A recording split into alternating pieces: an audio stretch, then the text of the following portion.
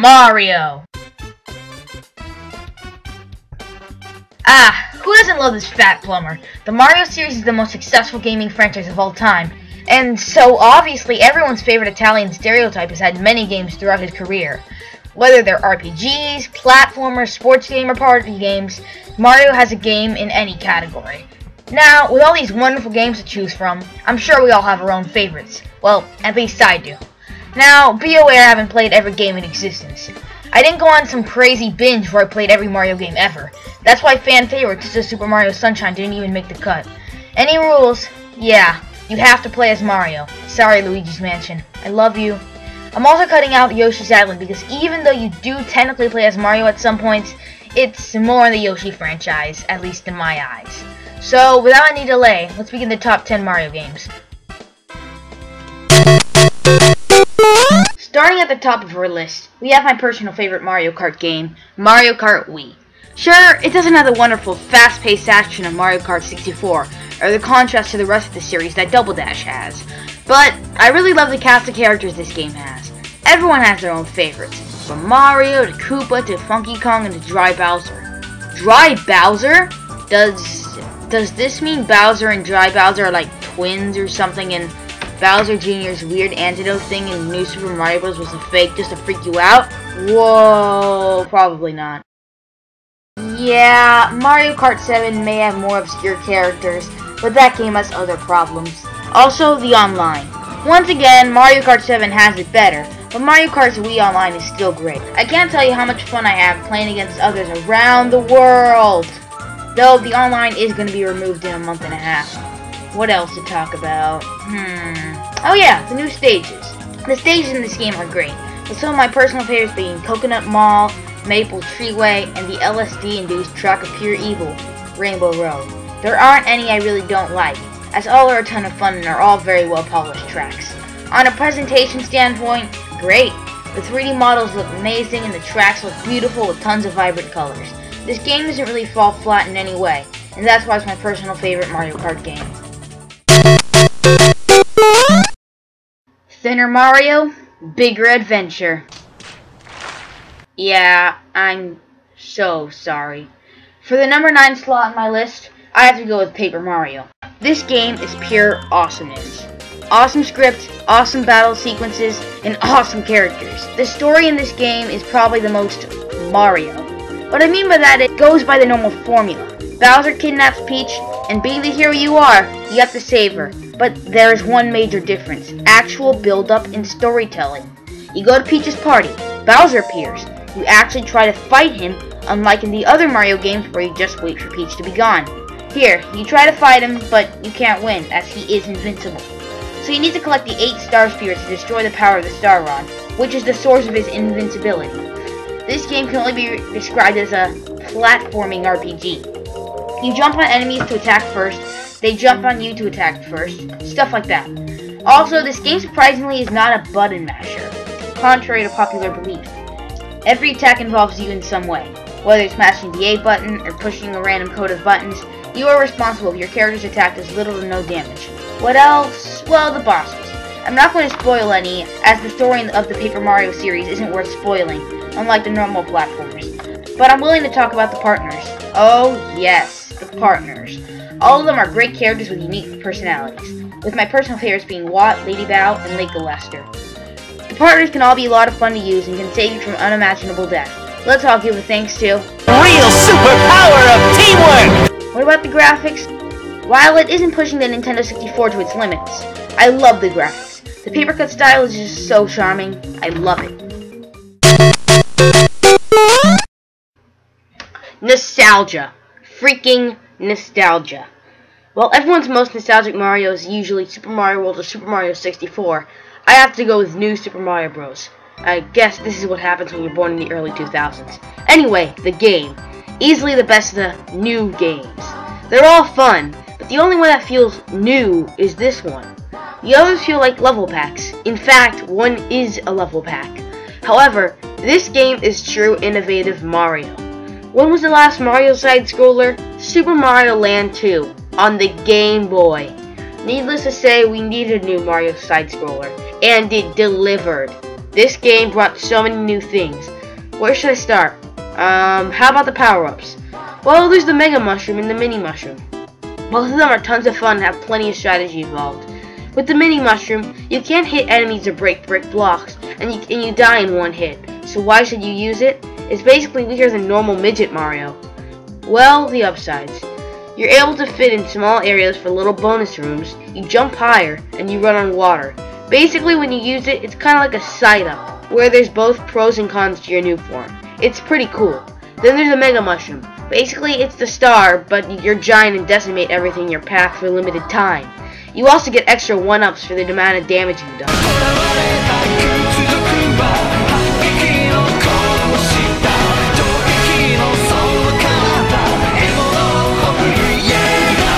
Finally, and my personal favorite, the Blue Koopa Shell.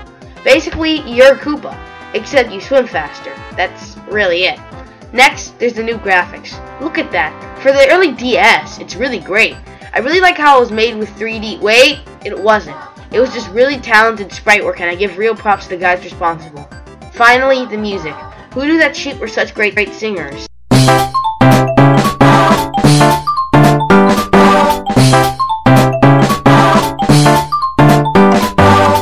Very new indeed. Next on our list is my personal favorite Mario side-scroller, Super Mario World. This game is one of the most creative games on the SNES library. All the levels are a good amount of fun and have a lot of secrets to find. A lot of secrets. Call me stupid, but I think the secrets and alternate paths are my favorite part of the game. I just love how many shortcuts you can use if you feel lazy. Want to get to Bowser in 15 minutes? Use the Star Road. I just love the idea of almost every piece of space used in a level. But let's talk about the other great things. First of all, the new power-ups. The Pea Balloon and the Cape Feather. The Pea Balloon makes you inflatable for some reason, so you can float around to your heart's content. Then, the Cape Feather. Yes, the Cape Feather. Basically, you can fly as much as you want. Truly awesome. While it isn't a visual masterpiece, the cartoon-like visuals are enough to make almost anyone smile.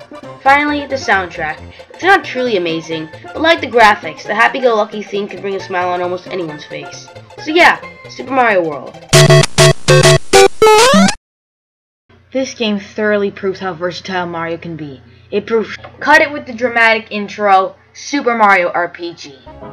One of the greatest Mario RPGs, Super Mario RPG had to get here. And why not? This game is near perfect. For one thing, it is freaking hilarious. There isn't any boring old dialogue at all.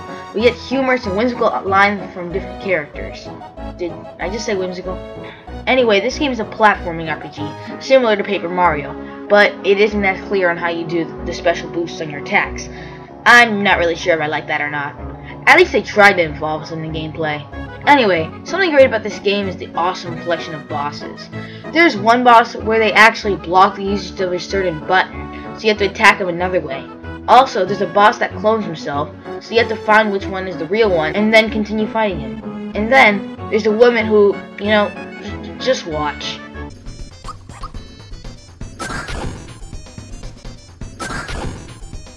The bosses aren't great because of their personality or design, while some do look pretty cool.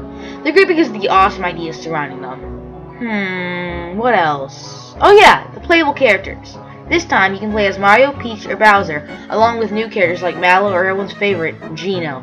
I actually cosplayed as Geno when I was 10. Here I am. And here's my sister, Gavin. She's a vampire. Presentation-wise, this game delivers. The soundtrack is awesome, with Beware the Forest Mushrooms being my favorite. Want to hear it? You're listening to it right now. This song was so popular, someone literally made his own remix. Once upon a trip with giants looking down a cushion to a world that's made of stars and then he scattered to a far. Mario and all the crew on an adventure finding new. Follow them as they continue on a quest to save me and you. Awesome. Super Mario 3D World!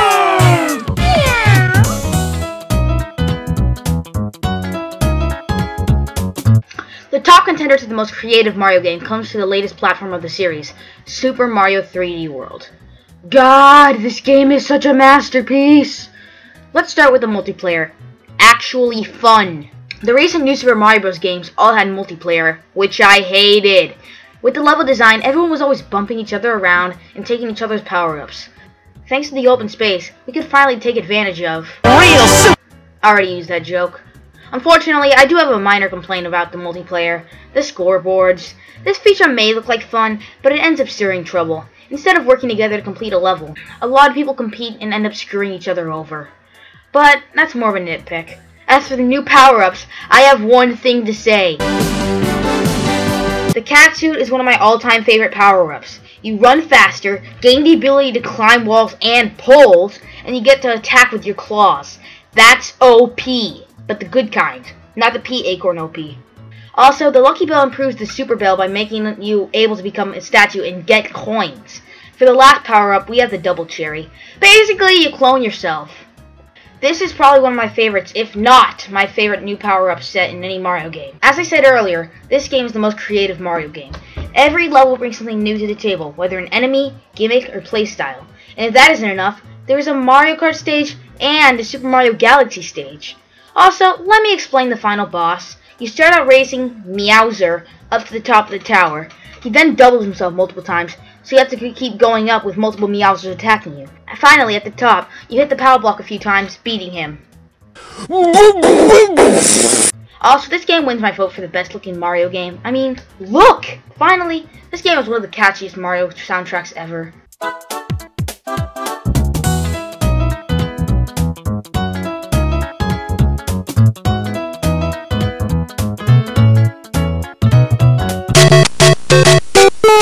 It's me, Mario!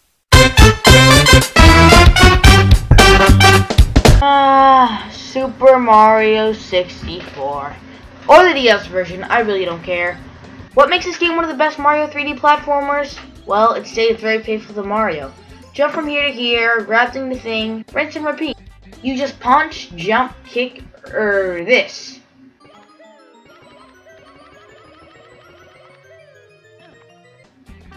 The new power-ups are just reskinned versions of Mario's hat. You can be invisible, metal, or flying. A fun set, and they're used often throughout the main game story. There are 14 main levels with at least 6 stars in each, meaning there's a lot of fun and adventure to be had. This is unlike Galaxy, where there are less stars in each galaxy and trade for more galaxies. To be honest, I really don't care. In terms of level design, this is Mario at amazing levels at best, but terrible at worst. There is a masterpiece called Jolly Roger Bay, which instead of an annoying water level is a stunning level that focuses on beauty. Then there's Lethal Lava Land. Wild fun. Who wants to build a Bowser puzzle in the middle of the lava?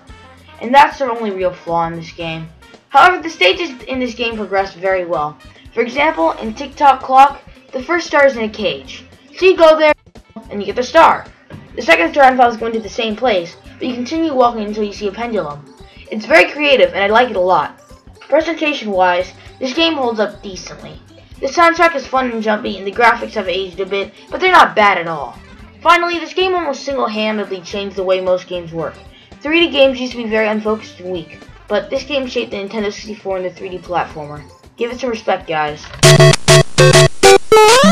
My vote for the most underrated Mario game goes to this little gem, Super Paper Mario.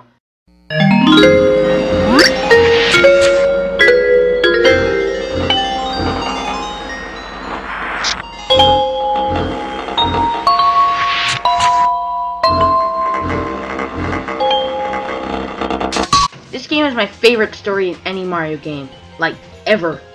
I want to talk about how meaningful many of the moments are, but that will require spoilers. While I'm willing to spoil a normal Mario platformer ending, this game's ending and moments deserve so much respect. So, you'll have to take my word for it. One thing I will talk about is the pixel system. Instead of partners, we get these cute little creatures that help Mario, Luigi, Peach, or Bowser in many situations. Personally, I like the partner system more, as the partners have much more personality, and look much cooler than the pixels. Not saying the pixels are bad though. They're fun. You know how I said how great the Super Mario RPG bosses are? Well, the bosses in Super Paper Mario have the same qualities, but succeed where those bosses fail. Almost all of the bosses look cool, have interesting personality, and bring some sort of gimmick to the table. This game looks amazing. I think it does the art style the best of Paper Mario. Whenever you enter a level, you see the whole thing drawn right in front of you. It's very cool. As for the music, awesome. It has some quirky feel, and it's really fun to hear. So, no joke. How about this?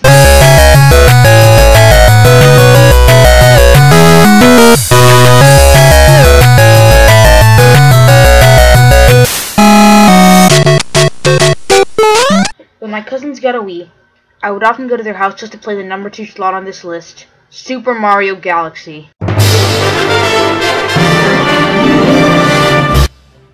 Finally, when I got my own Wii, I played that game on my own for the first time. I want to show you a picture of how dazed and excited I am, but my mom sucks at taking pictures at the right time. So, this game is amazing. I could have put Super Mario Galaxy on this spot instead, but there's one major thing. It's Super Mario Galaxy, not Super Mario Random Floating Island that just so happens to be in space. But anyway, Super Mario Galaxy. Sweet Lord!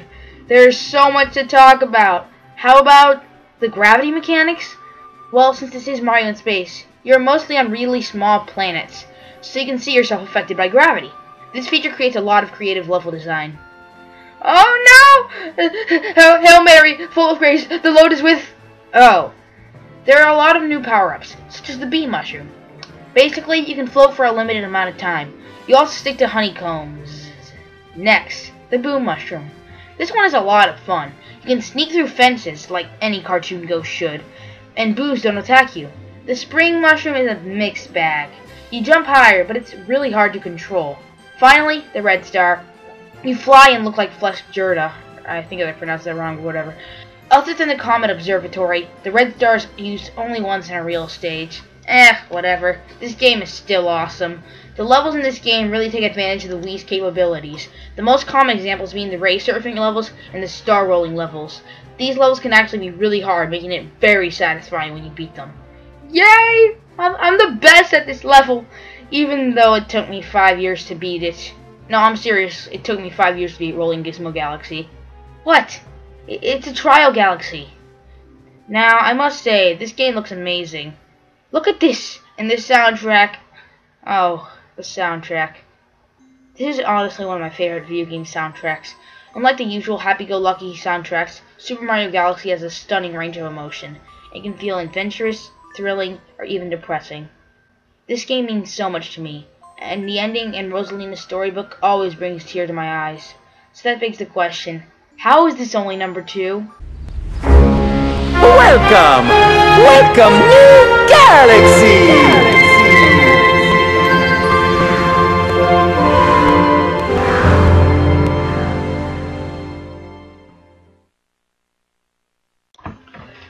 So, what's my favorite Mario game? What's the Mario game that I've had the most fun playing? What's the Mario game that's made me smile the most? Well, I think it's pretty obvious. Yeah, I mean, based on some of my previous entries, this really shouldn't be too hard. The 1,000-Year Door, people!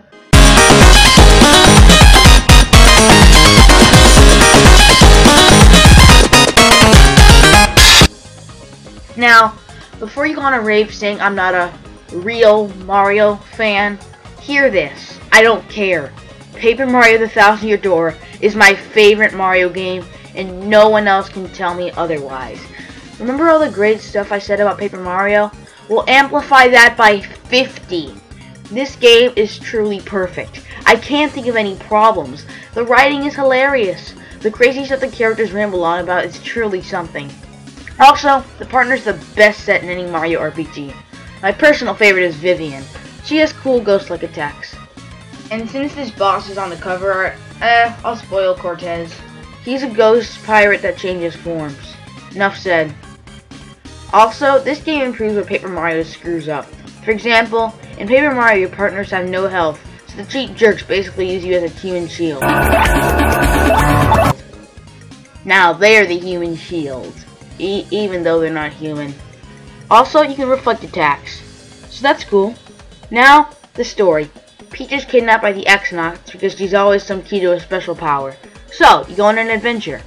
I like how every chapter has its own mini-story. You fight dragons, go on a train and solve mysteries, and you go to a deserted island. Did I mention the stage set? It's often used creatively in boss battles, and you sometimes deal with fans and haters giving you items. It's very creative. I'm gonna say this. Paper Mario the Thousand Year Door was my favorite game of all time for a while, and now it's in my top 5 favorite games of all time. Yay! All I can say is play this game. This game is amazing.